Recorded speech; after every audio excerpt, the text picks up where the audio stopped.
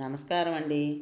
మనం ఇప్పుడు డాక్టర్ చెంగల్వ రామలక్ష్మి గారు వ్రాసిన అమ్మ కోసం అనే కథను విందామా?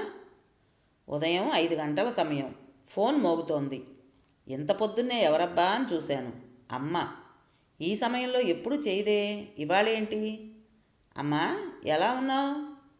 బాగానే ఉన్నాన్రా. మాటలో దుఃఖం కనిపిస్తోంది. ఒంట్లో బాగాలేదా అమ్మా? గొంతు అలా ఉందేంటి? నేను నీ దగ్గరకు వచ్చేస్తాన్రా, వెంటనే రాగలవా? ఏమైందో అక్కడ అనుకుంటూ, అమ్మా, ఇవాళ కాలేజీకి వెళ్ళి సెలవు చెప్పి రాత్రికి బయలుదేరి వస్తాను. రేపు వచ్చేద్దాం, సరేనా? ఒక్కరోజు ఓపిక పట్టమ్మా అంటూ అమ్మ చేత ఊ అనిపించి ఫోన్ పెట్టాను. వెంటనే చెల్లెలు రవళి ఫోను. అన్నయ్య, ఇక్కడ అమ్మ పరిస్థితి ఏం బాగలేదు. నడవలేకపోతోంది. 2 అడుగులు వేస్తే పడిపోతుంది. మా ఆయన వాళ్ళ తమ్ముడింటి నుంచి మా అత్తగారిని తీసుకొచ్చారు. వచ్చినప్పటి నుంచి ఆవిడ అమ్మని సూటిపోటీ మాటలతో సతాయిస్తోంది. అమ్మ మాట్లాడకుండా సర్దుకుపోతున్నా ఆవిడ ఆగట్లేదు. ఈయన ఎటూ చెప్పలేకపోతున్నారు. నాకేం చేయాలో తోచడం లేదన్నయ్య. రవళి, మీ అత్తగారిని తీసుకొచ్చారని నాకెందుకు చెప్పలేదు? ఆవిడ కోపంలో అసహనంలో న్యాయం ఉంది. బావగారు మంచివారు కాబట్టి అమ్మను ఇన్నాళ్ళు అట్టే పెట్టుకున్నారు. నేను రాత్రికే బయలుదేరి వస్తాను, నువ్వేం బాధపడకు. నా భార్య లలిత అన్నీ విని కూడా ఏమైందిటా అంది. రాత్రికి వెళ్ళి అమ్మని తీసుకొస్తాను అన్నాను క్లుప్తంగా. ఎక్కడికి? ఎక్కడికేంటి, ఇక్కడికే. నేను ఎక్కడుంటే అమ్మ అక్కడే ఉంటుంది.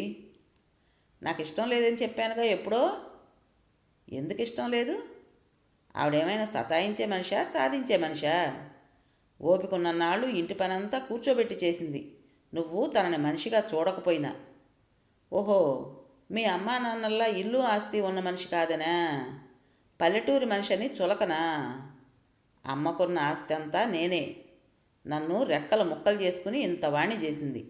నీ నోటికి భయపడి నలుగురిలో నవ్వులు పాలవుతామని ఇన్నాళ్ళు పద్ధతి కాకపోయినా రవళి ఇంట్లో పెట్టాను. వాళ్ళ అత్తగారు వచ్చారు. అమ్మకి ఒంట్లో బాగుంటం లేదు. అక్కడ అమ్మకి ఇబ్బందిగా ఉంది. నేనింక ఆమెను అక్కడ ఉంచను. నాకు ఇష్టం లేదంతే. నేను ఒక్క క్షణం కూడా ఆవిడని భరించను. ఆవిడో నేనో ఒక్కళ్ళే ఉండాలి ఇంట్లో. ఇదేనా నీ నిర్ణయం? అంతే. సరే, అంతే అయితే అమ్మకు స్థానం లేని చోట నాకు అక్కర్లేదు. అమ్మతోనే ఉంటాను ఎక్కడైనా. భార్యాపిల్లల పట్ల బాధ్యత లేదా నీకు? నీ బాధ్యత నువ్వు సక్రమంగా నిర్వర్తిస్తే ఈ మాట అనే అర్హత ఉండేది నీకు. ఉద్యోగం ఉందని, బాగా సంపాదిస్తున్నావనేగా నీ గర్వం. ఆ సంపాదనతోనే బతుకంతా బతుకు. నీకు భర్త ప్రేమ, అత్తగారి ఆప్యాయత విలువ ఏం తెలుస్తుందిలే. ఎన్నాళ్ళ నుంచి ఈ ఇంటి భాగవతాన్ని పిల్లలు చూస్తూనే ఉన్నారు. వాళ్ళకన్నీ అర్థమవుతాయిలే అంటూ కాలేజీకి వచ్చేశాను. మనసంతా చిరాగ్గా, అశాంతిగా ఉంది. అమ్మను ఎక్కడికి తీసుకురావాలి? ఇల్లు ఏమైనా చూస్తే? ఒక్క రోజులో ఇల్లు ఎలా దొరుకుతుంది? అమ్మ ఆరోగ్యం బాగుండటం లేదు. ఆరోగ్యం లేకపోతే అద్దిల్లు కూడా దొరకదు. ఇల్లు చూసినా నేను ఉదయం 8 గంటలకు వెళ్ళిపోతే సాయంత్రం 6 గంటలకే వచ్చేది. వచ్చాక మళ్ళీ బయట క్లాసులు ఉంటాయి. రోజంతా అమ్మ ఒంటరిగా ఎలా ఉంటుంది? అమ్మకి మనిషి తోడు ఉండాలని రవళి చెప్పిందిగా. ఇదే కాలేజీ వేరే బ్రాంచ్లో చేస్తున్న శర్మకు ఫోన్ చేశాను. తనకు మా ఇంటి విషయాలన్నీ తెలుసు. లంచ్ అవర్లో వచ్చాడు. సంగతంతా చెప్పాను. వాసు, నువ్వు ఇప్పుడు ఇల్లు తీసుకుని సంసారం పెట్టడం ఇవన్నీ రిస్కు. నువ్వు ఇంట్లో ఉండవు రోజంతా. నాకు తెలిసిన వృద్ధాశ్రమం ఉంది ఈ ఊళ్ళో. ఇదివరకు మా ఊళ్ళో తెలిసిన ఆవిడ్ని చేర్పిస్తే చూడటానికి వెళ్ళాను. చాలా బాగుంది. డబ్బు కొంచెం ఎక్కువ తీసుకుంటారనుకో. వేళకు అన్నీ వాళ్లే చూసుకుంటారు. మంచంలో ఉన్న వాళ్ళకి నర్సులు కూడా ఉంటారు. డాక్టర్ వచ్చి చూస్తాడు. ఇప్పుడు వెళ్ళి చూసొద్దాం పదా. రేపెటు సెలవు పెట్టావుగా, ఈ పూట కూడా పెట్టేయి. నేను కూడా ఫోన్లో చెప్తాను. అమ్మని అక్కడ చేర్పించి నువ్వు అక్కడికి దగ్గరలో గదేమైనా తీసుకుని కొన్నాళ్ళు నీ తిప్పలు నువ్వు పడుదువు గాని. కొందరు ఆడవాళ్ళకి భర్త కావాలి కానీ అత్తమామలు పనికిరారు. నువ్వు విన్నాళ్ళ నుంచి ఇంత సహనంగా నెట్టుకొస్తున్నా లలిత నిన్ను అర్థం చేసుకోవడం లేదు అన్నాడు శర్మ కోపంగా. ఇద్దరూ వెళ్ళి వృద్ధాశ్రమం చూసొచ్చాం. వాతావరణం బాగుంది, కానీ మనసంతా ఏదోగా అయిపోయింది. కొడుకు కోడలు ఉండి కూడా ఇలా అనాథల ఆశ్రమంలో అమ్మ ఎలా స్పందిస్తుందో దీనికి చూడాలి. రేపు రాత్రికి అక్కడ బయలుదేరి ఎల్లుండి పొద్దున్నే అమ్మని తీసుకుని తిన్నగా ఆశ్రమానికే వచ్చేస్తానని నిర్వాహకులకి చెప్పాను. ఈ లోపల అక్కడికి దగ్గరలోనే గది చూడమని శర్మకి చెప్పి ఇంటికి వచ్చాను. నా బట్టలు పుస్తకాలు సర్దుకుని ఆ రాత్రే ఇంటి నుంచి బయలుదేరుతుంటే, ఇదేనా నీ నిర్ణయం? నన్ను ఇలా ఒంటరిగా వదిలేసి? లలిత, నేనెంతో సహనంగా ఇన్నాళ్ళు భరిస్తూ వచ్చాను. ఎప్పుడూ నన్ను అమ్మని తక్కువ చేస్తూనే ఉన్నావు. నీకు మా అమ్మ అక్కర్లేదు. పిల్లలు వేరే వేరే ఊళ్ళల్లో చదువుకుంటున్నారు. నీకు తోడు కావాలి. నీ భద్రత కోసం, రక్షణ కోసం మాత్రమే నేను కావాలి. కానీ నాకు మాత్రం అమ్మే కావాలి. నువ్వు ఆమెకు చేసిన అవమానం నేను ఎప్పటికీ మర్చిపోను.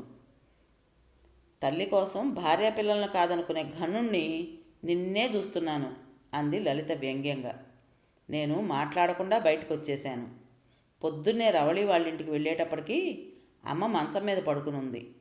నన్ను చూస్తూనే, వచ్చావా నాన్న అంది. కళ్ళల్లో తడి.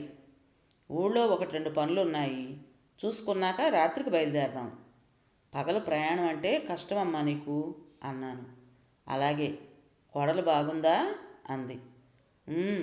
అంటూ లేచాను. రవళి కాఫీ తెచ్చింది. భర్త అక్కడే ఉన్నాడు.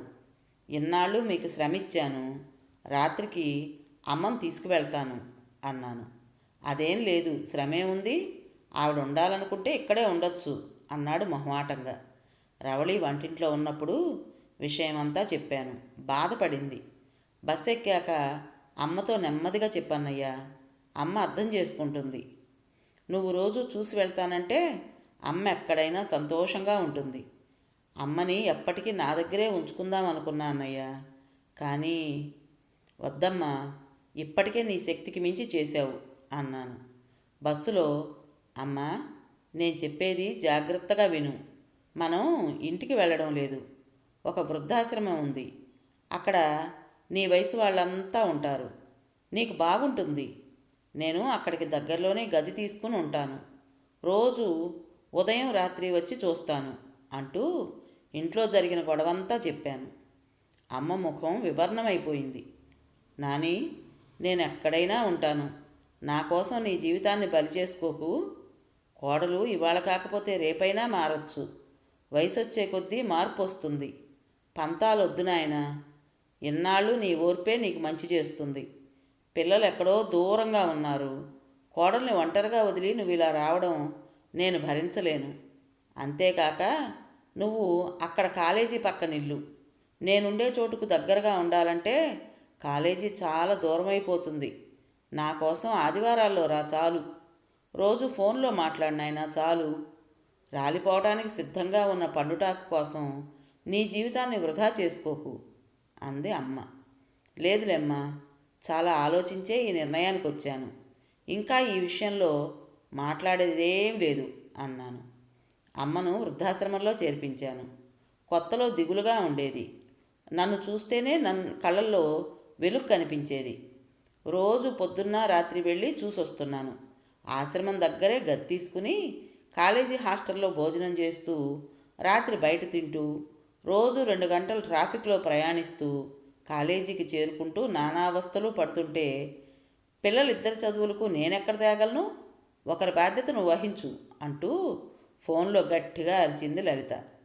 అబ్బాయి చదువు బాధ్యత, అమ్మ వృద్ధాశ్రమంలో నెలకు 15,000, నా ఇంటి అద్దె ఖర్చులు, ఎంత పొదుపుగా వాడుకున్నా చాలని ఆర్థిక పరిస్థితి.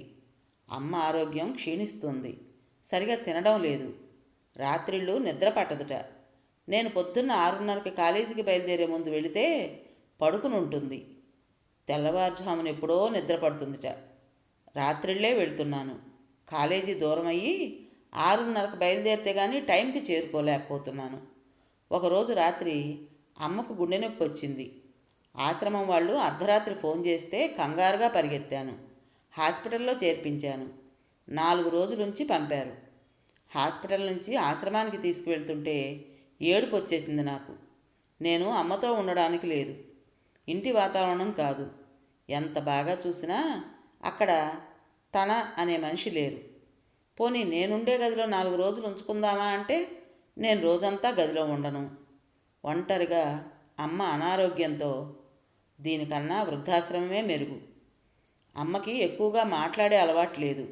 ఎవరైనా పలకరిస్తే ఆప్యాయంగా మాట్లాడుతుంది. ఏమైనా చెబితే వింటుంది. తన గురించి ఏమీ చెప్పదు. ఎక్కువగా భగవద్గీత చదువుకుంటుంది. నాకు పెళ్ళయ్యే వరకు నేనే తన లోకంగా గడిపింది. ఈ మధ్య నేను వెళితే అమ్మ చిన్నపిల్లలా ఏడుస్తోంది. వయసు, అనారోగ్యం మనుషుల్ని బలహీనుల్ని చేస్తాయేమో. ఇంటికి తీసుకువెళ్ళరా అంటుంది. ఏ ఇంటికి తీసుకెళ్ళాలి? లలిత ఏనాడు అమ్మ ఎలా ఉందని, ఎక్కడుందని అడగలేదు. పిల్లలిద్దరూ నానమ్మ ఎలా ఉందని ఫోన్లో అప్పుడప్పుడు అడుగుతూ ఉంటారు. వాళ్ళు ఊళ్ళోకి వచ్చినప్పుడు నా దగ్గరకు వస్తామన్నా లలిత రానివ్వదు. నాకు తెలుసు వాళ్ళు కొంచెం పెద్దయ్యాక నన్ను అర్థం చేసుకుంటారని, నా దగ్గరకు వస్తారనే నమ్మకం నాకుంది. అమ్మని 2-3 సార్లు హాస్పిటల్లో చేర్చాల్సి వచ్చింది. ఆశ్రమం నుంచి అర్ధరాత్రి ఫోన్ అంటే గుండె దడొస్తోంది. చివరిసారి బాగా జ్వరం వచ్చి హాస్పిటల్లో చేర్పించినప్పుడు అమ్మ అక్కడే పోయింది. అమ్మ తన కష్టాల నుంచి విముక్తి పొందింది. లలితకు చెప్పాలని కూడా అనిపించలేదు. రవళి బావగారు వచ్చారు. రవళి చెప్పిందేమో లలిత కూడా వచ్చింది. నేనేం మాట్లాడలేదు. వృద్ధాశ్రమంలో ఎక్కువసేపు ఉంచకూడదన్నారు. అమ్మను పంపించే ఏర్పాట్లు శర్మ సాయంతో వెంటనే జరిగిపోయాయి. అమ్మ వెళ్ళిపోయింది. అమ్మ పేరుతో వృద్ధాశ్రమంలో నా ఖర్చుతో భోజనాలు పెట్టించాను.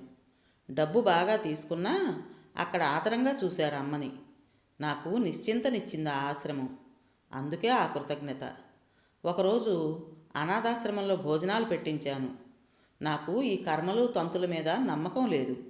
అమ్మ పేరుతో ఓ 100 మందికి తృప్తిగా భోజనం పెట్టగలిగాను. నాకు అదే సంతోషం. అమ్మ కూడా పైనుంచి చూస్తూ సంతోషించే ఉంటుంది. 4 రోజులు తన ఇంట్లో ఉండమన్నాడు శర్మ. సున్నితంగానే తిరస్కరించాను. గదికొస్తే అంతా శూన్యం. అమ్మలేని ఈ బ్రతుకు ఊహించుకోలేకపోతున్నాను. అంతే, కట్టలు తెగింది కన్నీటి ప్రవాహం. నిశిరాత్రి చూసేవాళ్ళు పలకరించేవారు లేరు. బిగ్గరగా హృదయ విదారకంగా గుండెలు పగిలేలా ఏడుస్తూనే ఉన్నాను.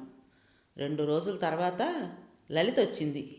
ఇంటికి వెళదాంరా అంది. అమ్మ లేదని రమ్మంటున్నావా? ప్లీజ్, ఎన్నాళ్ళు ఇలా ఉంటావు? జీవితం ఉన్నంత వరకు. అమ్మ భౌతికంగా లేదంతే. ఆమె ఎప్పుడూ నాతోనే ఉంటుంది. విన్నారు కదండి, అమ్మ కోసం. మరి ఈ కథ మీకు నచ్చిందా? నచ్చినట్టయితే లైక్ చేసి మరో 4కి షేర్ చేయండి. అలాగే మీ విలువైన అభిప్రాయాన్ని కామెంట్ బాక్స్లో తెలియజేస్తారు కదూ. ఇటువంటి మంచి మంచి కథల కోసం కొత్త వాళ్ళు మన ఛానల్ని తప్పకుండా సబ్స్క్రైబ్ చేసుకోండి. రేపు మరో మంచి కథతో మీ ముందుకు వస్తాను. అప్పటి వరకు ఉంటానండి.